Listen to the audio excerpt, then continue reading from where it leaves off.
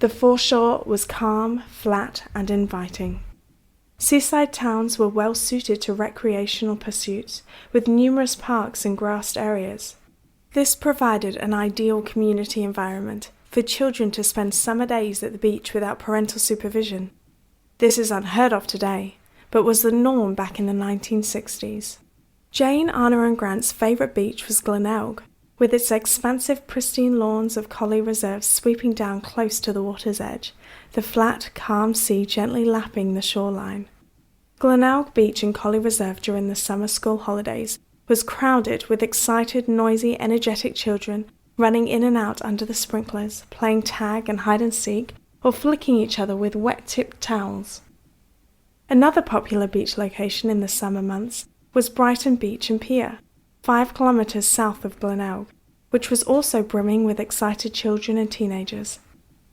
Capable beachgoers performed somersaults or acrobatic stunts off the pier, but for the less coordinated came the sting of the water 5 metres below. Scores of kids barely able to swim would doggy paddle to keep themselves afloat.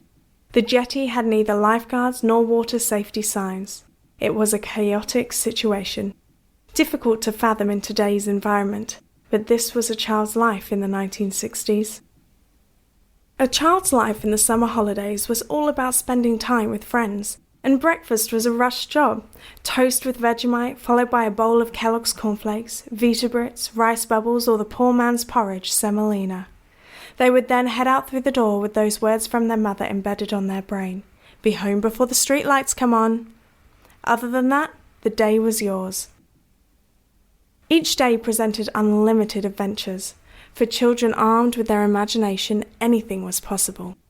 Kids congregated with their friends in the local streets or parks to discuss plans for the day, riding bikes to the beach or the Adelaide Hills, building a treehouse, or meeting up at the local park could be all on the agenda.